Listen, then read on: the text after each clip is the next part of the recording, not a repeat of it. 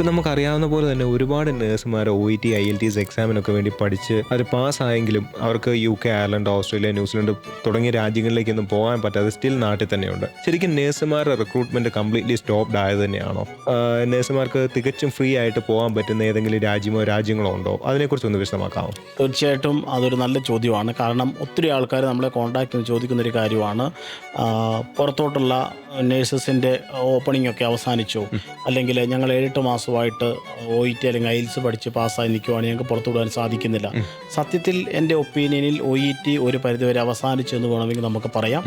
ഒരിക്കലും ഈ റിക്രൂട്ട്മെൻറ്റുകൾ മടങ്ങി വരില്ല എന്ന് നമ്മൾ പറയുന്നില്ല. പക്ഷേ ഫോർ ദ ടൈം ബീയിങ് ഇപ്പോൾ പഠിച്ചിറങ്ങുന്ന പിള്ളേർ അല്ലെങ്കിൽ ഇനി ഒരു എക്സാം പഠിക്കാൻ പോകുന്നവർ ഒരു കാരണവശാലും OET പഠിച്ച് വെയിറ്റ് ചെയ്യരുത് എന്നാണ് എൻ്റെ അഭിപ്രായം. കാരണം ന്യൂസിലാൻഡ് ആയിക്കോട്ടെ, UK ആയിക്കോട്ടെ, അയർലൻഡ് ആയിക്കോട്ടെ, ഈ ഒരു സ്ഥലങ്ങളിൽ തന്നെ റിക്രൂട്ട്മെൻറ്റുകൾ നടക്കുന്നില്ല. അതുകൊണ്ട് നഴ്സുമാരുടെ ഒരു ഓപ്പണിംഗ് പുറത്തേക്കുള്ളത് അവസാനിച്ചെന്ന് ഒരിക്കലും നമുക്ക് പറയാൻ പറ്റത്തില്ല. ഇതല്ലെങ്കിൽ മറ്റൊരു രാജ്യം എന്ന രീതിയിൽ ഏതെങ്കിലുമൊക്കെ രാജ്യം എല്ലാ സമയത്തും ഓപ്പൺ ആയിരിക്കും. പക്ഷേ അതിൻ്റെ റിക്രൂട്ട്മെൻറ്റ് പ്രോസസ്സിനും കാര്യങ്ങൾക്കും വ്യത്യാസം കാണും. ഇപ്പോൾ പഠിച്ചിറങ്ങുന്ന ഫ്രഷ് ആയിട്ടുള്ള നേഴ്സ് അല്ലെങ്കിൽ എക്സ്പീരിയൻസ് ഉള്ള ഒരാൾ, അങ്ങനെയുള്ള ഏതെങ്കിലും ആൾക്ക്, അല്ലെങ്കിൽ OET IELTS പഠിക്കാത്ത ഒരാൾ ഒരു രാജ്യം തിരഞ്ഞെടുക്കുമ്പോൾ അവർ ശ്രദ്ധിക്കേണ്ടത് അവർക്ക് പോകാൻ സാധിക്കുന്നത് ജർമ്മനിയാണ്.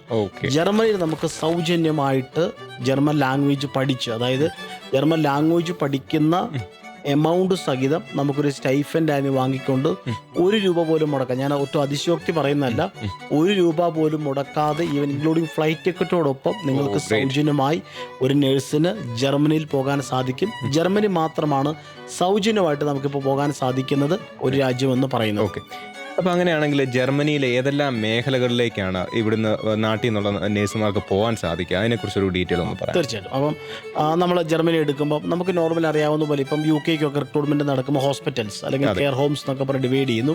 എന്ന് പറഞ്ഞതുപോലെ തന്നെ ഓരോ രാജ്യത്തിലേക്കും നമ്മളൊരു നേഴ്സിനെ റിക്രൂട്ട് ചെയ്യുമ്പോൾ നമ്മൾ ഗവൺമെൻറ് ഓഫ് ഇന്ത്യയുടെ അപ്രൂവൽ ലഭിച്ച റിക്രൂട്ടേഴ്സാണ്. അതുകൊണ്ട് തന്നെ നമ്മൾ ഒത്തിരി ആൾക്കാരെ ജർമ്മനി പ്ലേസ് ചെയ്തിട്ടുണ്ട്. അപ്പോൾ അതിൻ്റെ ഒരു എക്സ്പീരിയൻസിൻ്റെ വെളിച്ചത്തിൽ നമ്മൾ ഈ ജർമ്മനിയിലെ ഒരു നേഴ്സിന് ജോലി ചെയ്യാൻ പറ്റുന്ന ഓപ്ഷൻസിനെ അല്ലെങ്കിൽ പ്ലേസസിനെ നമുക്ക് 3ആയിട്ട് ഡിവൈഡ് ചെയ്യാം.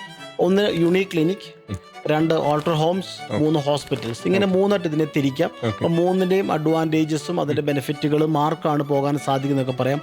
അപ്പോൾ നമുക്ക് മനസ്സിലാകും ഇതിലേത് സ്ഥലത്തേക്കാണ് എനിക്ക് പോകാൻ സാധിക്കുന്നത് എന്ന് ഒരു നേഴ്സിന് സ്വയം തിരിച്ചറിയാൻ സാധിക്കും.